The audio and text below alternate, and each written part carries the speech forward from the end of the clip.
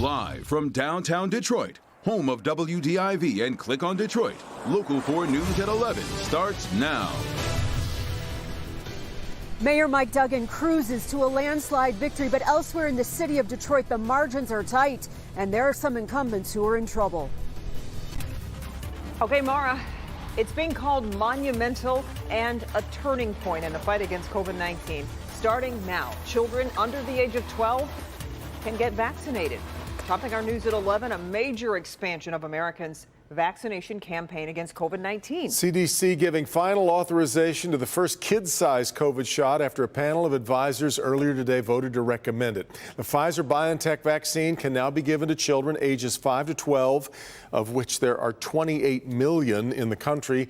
They'll get 1/3 of the dose given to teens and adults, spaced the usual 3 weeks apart, and we should also importantly point out using a smaller needle. The CDC says vaccinations can begin as soon as possible. In a statement from the White House, President Biden called the decision a turning point, echoing the statements of the CDC director earlier today.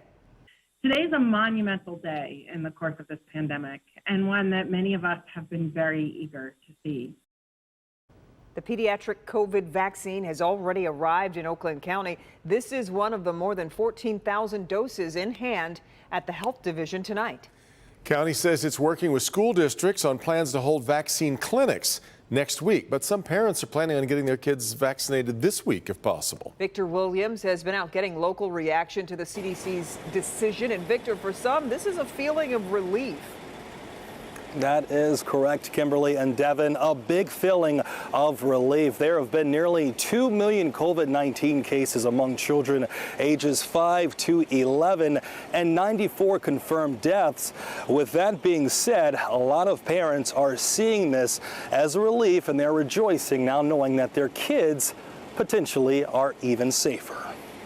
A little bit of an exhale for my friends and my family who have kids in the age group. It's the long-awaited moment parents like Jessica Romanowski have been hoping for. And so we have a total of 14 yeses, 0 no's, and so the motion passes. The CDC officially recommending that children ages 5 through 11 get the Pfizer vaccine. I understand the fear of the unknowns, but I also, if a vaccine saves my kid's life, to be that one kid that doesn't make it, I would hope that they would start looking at that. Jessica has spent the past few months rallying for a mask mandate in Macomb County. Now she believes this vaccine authorization is a step in the right direction. So I just encourage everybody, if you're nervous, if you're scared, ask your pediatrician. Talk to your doctor. Jessica is no stranger to having her kids in the 5 to 11 age group get vaccinated. Both participated in the Moderna trial, with one already getting the actual vaccine. I know that I'm lucky in the sense that my kids are already there, but I know that relief is coming for my friends. She's now hoping with the CDC's recommendation that other parents will follow suit, even with children that may be older as well. I would encourage even those 12 to 17 to start looking at getting vaccinated and being the example for their younger siblings.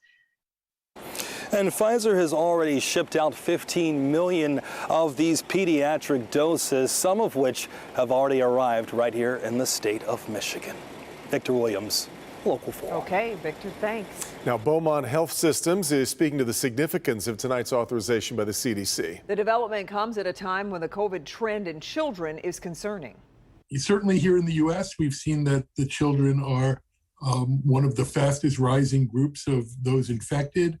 And where COVID is not as serious in children, there still have been, 4 to 5 times as many deaths in the year from COVID in this age group as there are from flu every year. And Beaumont is preparing to offer vaccinations on a limited basis. Registration begins online next week, with vaccine clinics beginning November 12th. We put that information on clickondetroit.com, and we'll update the information on the vaccine clinics as more information becomes available. All right, so the numbers are shifting at this hour in the city of Detroit as more returns come in, and there are some races that have margins that are pretty tight. And some that don't at this hour. Let's get right to Mara McDonald live at the Duggan for Mayor party. And Mara, as we expected, that race was over pretty early. Associated Press has called it for Mike Duggan. That's right, Devin. Duggan, he essentially redid what he did in the August primary, but there are some big surprises coming in here tonight. And no, the numbers are not done or over yet, but boy, you got some incumbents who have some problems. Let me show you. I didn't run again because the work was done. We got a lot of work still to do. No surprise in the mayor's race, Mike Duggan cruises to a crushing victory over Anthony Adams. This was to be expected after Duggan's performance in the primary election. But things are getting very interesting in the city council races. There were going to be new council members coming in, with members retiring or resigning because of legal woes. But right now, it's tight in that at-large race. Coleman Young Jr. as expected in first, but look how tight the margin is between incumbent Janae Ayers and Mary Waters. The other seat that's up in the air, District 2, the incumbent is Roy McAllister, a retired police officer. His challenger is Angela Whitfield Calloway, and right now she's in the lead. Other notable races to look at, District 4, that was Andre Spivey's seat, and so far it appears community activist Letitia Johnson is way outpacing former reporter ML Elrick. Back here live, let's also remember that Detroit has 3 ballot proposals going on right now. Proposal R looks to be cruising to an easy victory. That's setting up a reparations task force here in the city of Detroit. Proposal E also looks to be headed to victory. That would decriminalize or move the penalties down for people who are found to be having hallucinogens like, say, magic mushrooms. And then the one that is questionable tonight, of whether it's going to be a yay or a nay, is Proposal S. That's a city charter amendment that would allow citizens through ballot initiatives to try and appropriate city funds. That's been very controversial. Let's see how it all shakes out in the morning, Devin and Kimberly, because I'm assuming that's when we're going to have the final numbers here. We're live in Midtown tonight. Back to you. Okay, Mara, thank you. Let's look at some of the results coming in from around the Metro Detroit area. Another mayoral race we've been following tonight, the one in Dearborn. Early results show Abdullah Hammoud with a lead over Garen Warrencheck.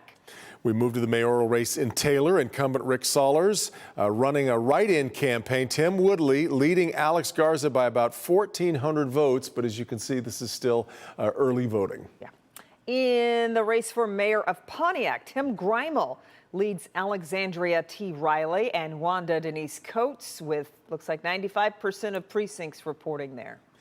Nationally, all eyes have been locked in on the Virginia race for governor between Democrat Terry McAuliffe and the Republican Glenn Youngkin.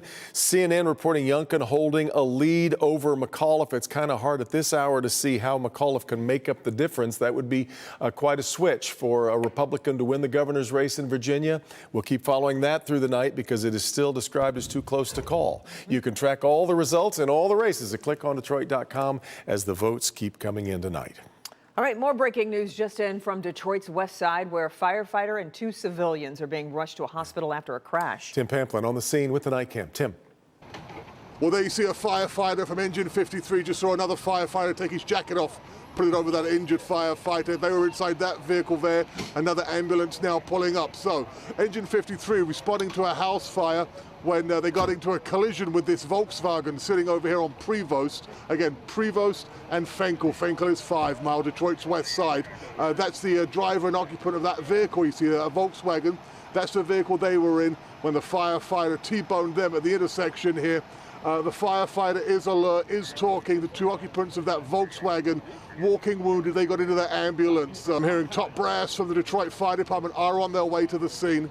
We'll have updates as they become available. That's a scene on the west side with the night cam. Tim Pamplin, Local 4. All right, Tim, we're getting a look at dash cam video involving a stolen Hellcat running through Macomb County. First brought you the story last night at 11 when 4 armed men carjacked the owner of a Hellcat at gunpoint. One of those men then led Sterling Heights police on a chase during rush hour traffic. Officers were finally able to stop the stolen car using stop sticks. This was at Van Dyke and 16.5 Mile. 3 other suspects were involved in another chase. That one went into Warren and ended at an apartment complex. All 4 have been arrested. Police say they also recovered 4 guns. All right, ahead, the controversial software Facebook says it's going to stop using due to privacy concerns for more than 1 billion people. Also alive and well, the incredible relief over the rescue of a little girl who's been missing from a campsite for weeks. We'll have the latest on that story coming up in a moment. First, let's check in with Andrew. And Devin and Kimberly, what a chilly day, right? With raindrops and snowflakes and all that precipitation mainly to our west as winds die down. At the bus stop, it gets colder with temperatures in the 20s below freezing tomorrow morning, 31 right here in Motown on your Wednesday morning.